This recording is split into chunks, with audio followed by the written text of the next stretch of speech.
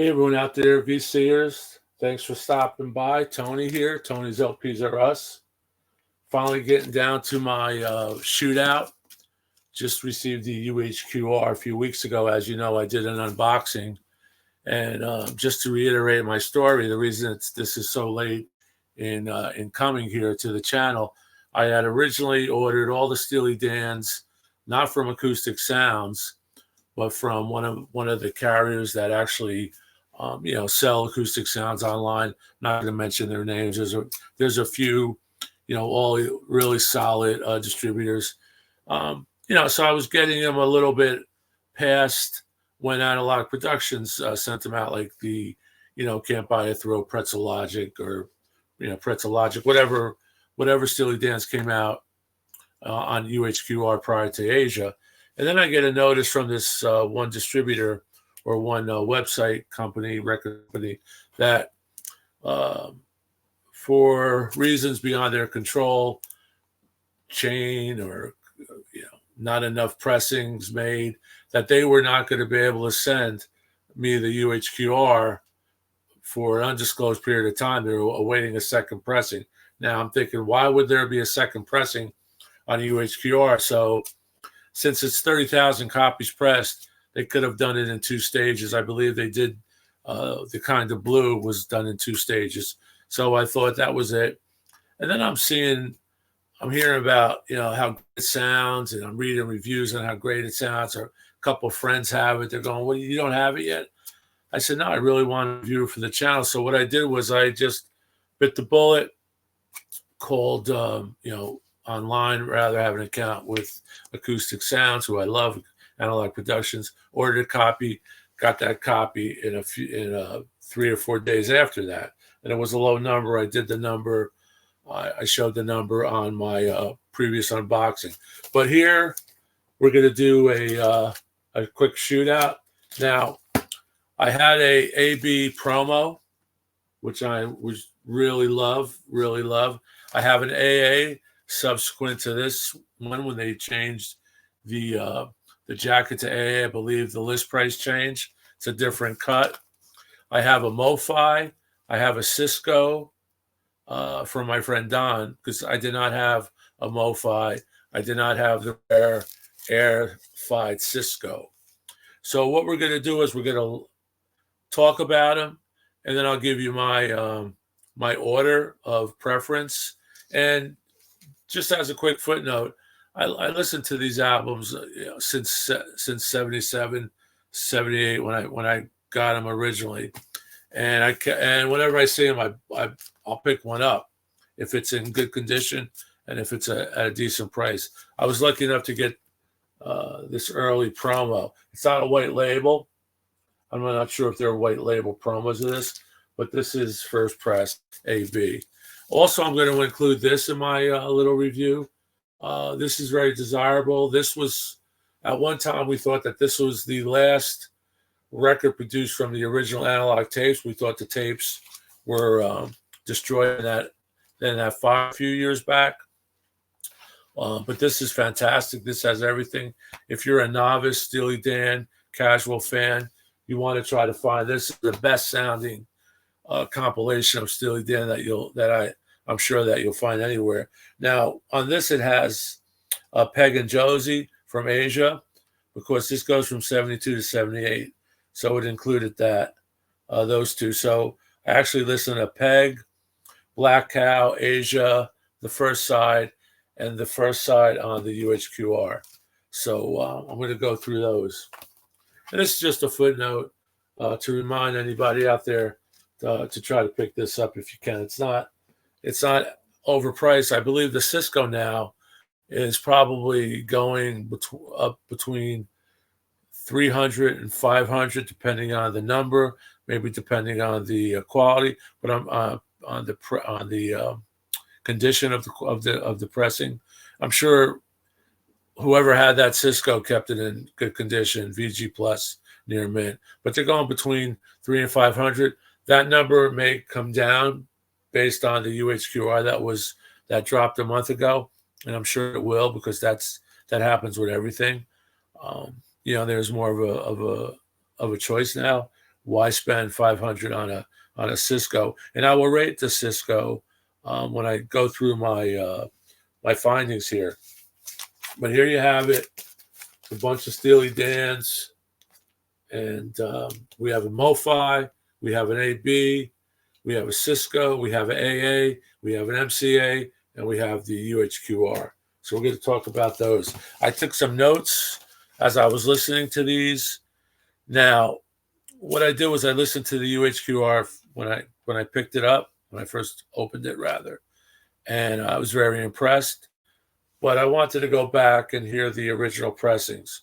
So what I did was I played the AB pressing, not the promo, the AB pressing, and that knocked me out. It was so good.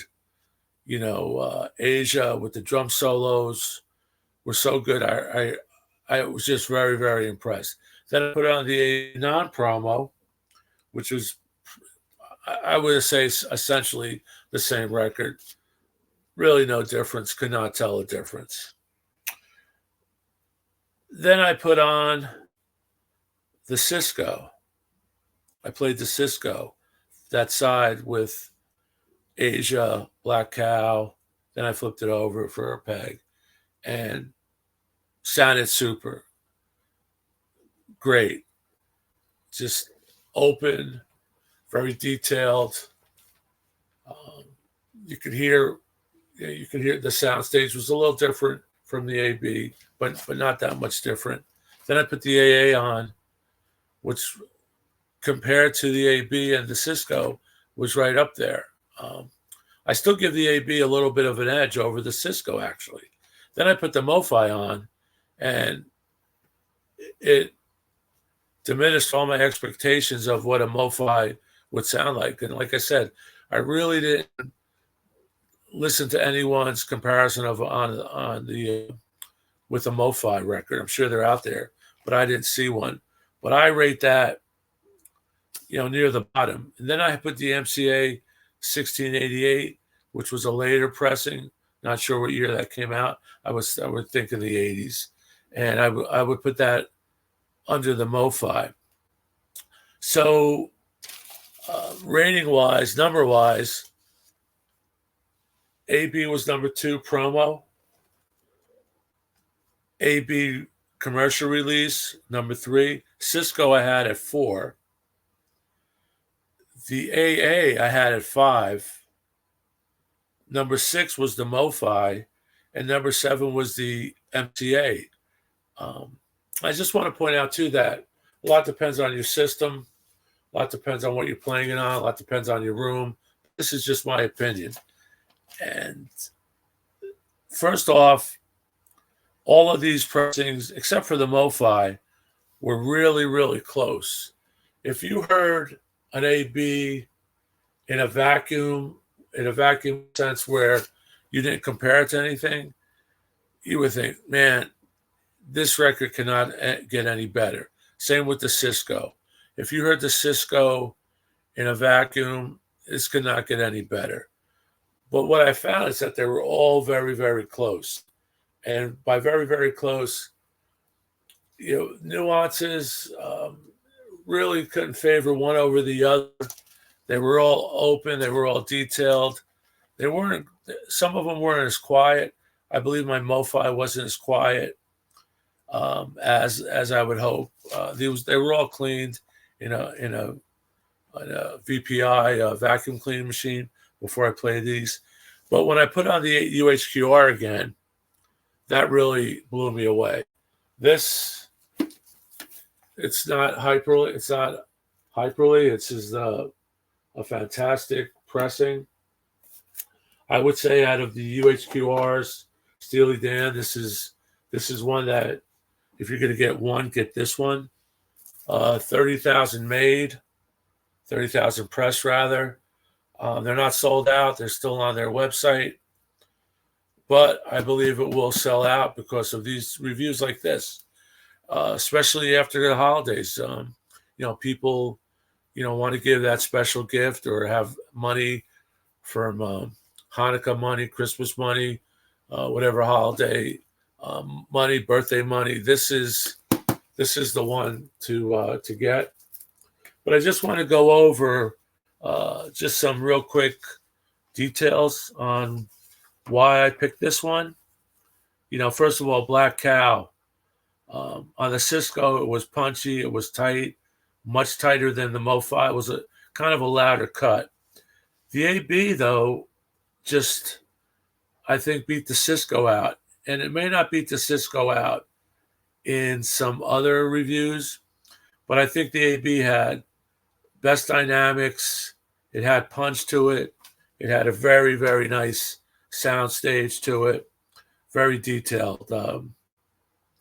It just snapped. The decay, the attack on that when a lot of emphasis on the drums too, especially on Asia, the drum solo and the sticks and the hi-hat were just tremendous on all those, but on this one, it beat them all.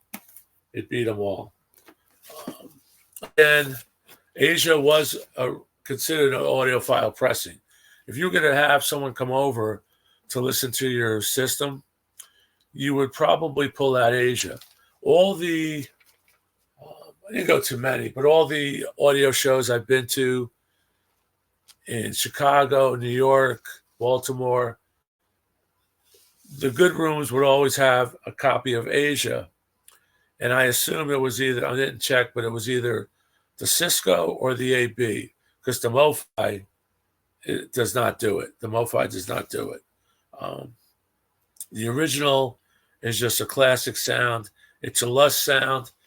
It's almost too smooth for me. It's too homogenized. But that's what, the boys in Steely Dan wanted. That's what Fagen wanted. He got that sound. They went through numerous musicians, numerous takes, numerous sessions, all West Coast. Just a tremendous accomplishment for what they did, considering it's still, I would say in my book, my top 20 of all time. I like things that are not overproduced. Like, for instance, my favorite Stones record is Exile on Main Street. Some of my favorite Beatle records are the early records and not the later records, and Let It Be, which was, kind of underproduced. It wasn't overly produced in a sense that Abbey Road was in that sense, or Sgt. Pepper's. But I think the reason the UHQR sounds so brilliant and detailed is because the lower noise floor, because of the formulated pure vinyl that they use, that translucent vinyl. Plus, it's a 45 RPM cut, which is good and bad because you're getting I was getting into this record so much on the UHQR, and then you have to get up and flip it. So that's the drawback. But the excitement, the pleasure you get, it makes your system sound so much better. The MoFi is not impressive. Kind of sounds artificial to me. On the UHQR, Fagen's voice is detailed. He always has a nasally voice. We love that. It's Steely Dan. Same with his solo records. But this brings out a focus. It's clear, detailed. The soundstage is open, clear. The stereo separation is still there, although that perfect soundstage in the middle is there with the vocal. It's just, and again, I think the lower noise floor in the mastering helps. And of course, Bernie Grundman mastered all of these except for the CISCO, which I believe was Kevin Gray. But the UHQR blew me away. Background vocals, amazingly so cool. You try to move to them, reminiscent of the Lou Reed, Take a Walk on the Wild Side. It had that impact on me personally. Very realistic on the UHQR, more so than the AB, which is very realistic. But the UHQR is the best sounding Steely Dan Asia that I think you're going to get right now. I'm sure there's if acoustic sounds, Analog Productions did a reel to reel on that using the cut from to reel, or however they record a reel to reel, that would probably beat it, I would think. But you could see the musicians; they're separate. You could hear the separate tones. In my mind's eye, I could see that imaging. And like I said, I listened to this. I listened to these records over and over again in a marathon session. But I only listened to the 3 or 4 cuts just so I could, get into it and do this review. But the UHQR was relaxing. It was comfortable. It's just like putting on a comfortable pair of your blue jeans, having a drink, talking to your close friends. It's not hard. It's just a splendid time. And I don't really like spending $170 on a record. Now that's what this ended up costing me with tax and shipping. Shipping is not cheap. It's $15 plus another $10 or so for tax. So you're looking at $170, $175 album. But I think if you're a Steely Dan fan, you could pick this up. I don't have the cut from Bernie. That was a digital cut that came out very close to UHQR, but I hear that's not good. It's a $29 record. Might be good for a kid starting out, wants to get his feet wet with Steely Dan. First thing I would look for an AB, a VG Plus, Near Mint AB, first issue Steely Dan. That's going to come close to the UHQR, close, but no cigar. But it's a third of the price. The ABs are going for $40 to $60, depending on where you look and depending on the condition, obviously. The UHQR is the one you want. It just has the most complete sound. It's balanced. It's so damn good. It's just so good. It's so inviting. The CISCO and the AB were real close, but because of the esteem that the CISCO has gotten through the years, and you got to get the CISCO, you got to get the CISCO, you got to get the CISCO. Well, I'm not spending $200 or even $400 on a Asia because it's CISCO. Okay, I missed the boat when it came out. Don't know how many they pressed. CISCO sounds good, really good, but now you don't have to get the CISCO because you get the UHQR. You get this baby, okay? This is the one you want next to the AB. I would do that, and I'm going to go over my. It's just this is more precise. The attack and decay dynamics. Just very impressive. It's gonna impress you. It's gonna impress your friends. A lot depends on your system, but this is the one. And I think I was probably one of the only reviewers that I heard a couple when this first came out that would put the CISCO number 3. But I put the CISCO number 3. I put the AB on top of the CISCO.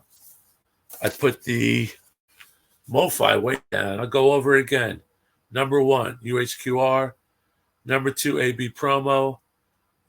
Tied, basically, 1 and 2 is the AB commercial release. 4 is the CISCO. Well, actually 3, because the AB and the AB Promo and the AB release are kind of tied.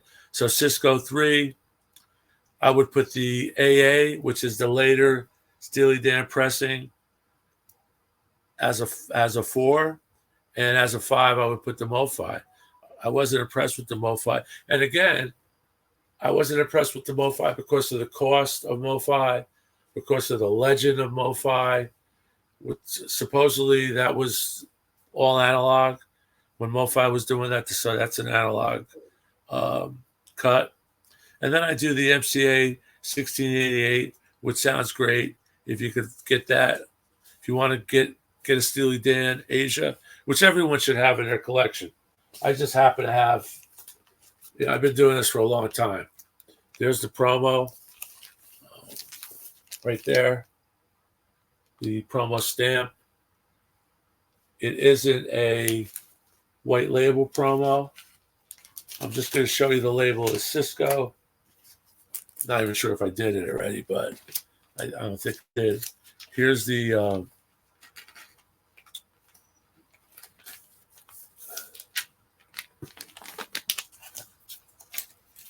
very careful.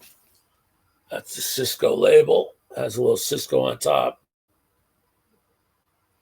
Similar, identical rather, to the ABC, AA, AB.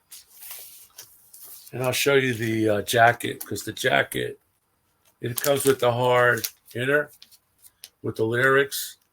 The MoFi has the lyric sheet in it. And I heard that the reissued digital pressing that came out simultaneously with the MoFi doesn't have a lyric sheet yet. I think they're supposed to, in future copies, send that out. And you can see here, MoFi, CISCO number. So again, to reiterate, once again, probably doing my spiel too many times here, running on 20 minutes, but this is the one to get. It's not cheap. I would suggest you pick it up if you're willing to spend that much money.